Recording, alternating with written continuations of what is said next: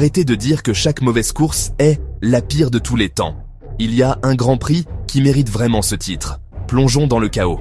Revenons au Grand Prix des États-Unis 2005 à Indianapolis. La scène était prête, des tribunes remplies, des pilotes stars et des moteurs vrombissants. Mais sous la surface, un chaos total se préparait. Juste avant le jour de la course, les équipes utilisant des pneus Michelin ont réalisé quelque chose de terrifiant. Leurs pneus pouvaient littéralement exploser dans les virages relevés d'Indy. Michelin a imploré une solution, mais les règles de la F1 ont dit « pas de changement autorisé ». La FIA a refusé d'ajouter une chicane ou de laisser les équipes changer de pneus.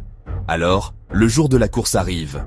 La grille s'aligne, mais seulement 6 voitures, celles équipées de pneus Bridgestone, prennent le départ.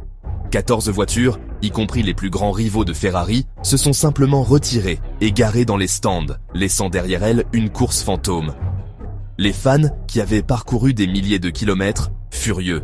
Les tribunes ont éclaté en huées. Les téléspectateurs ont été stupéfaits de voir les voitures les plus rapides du monde simplement rester à l'écart. La course elle-même, une farce totale. Michael Schumacher a gagné, mais personne ne s'en souciait. Les célébrations du podium ressemblaient plus à des funérailles qu'à une fête de victoire. Ce jour-là, la réputation de la Formule 1 a pris un coup énorme. Les fans ont exigé des remboursements. Les sponsors étaient furieux. Le sport a appris une leçon brutale. On peut avoir toute la vitesse du monde, mais sans confiance et sans compétition, il n'y a pas de course du tout. Et c'est ainsi que le Grand Prix des États-Unis 2005 est devenu le désastre le plus tristement célèbre de l'histoire de la F1.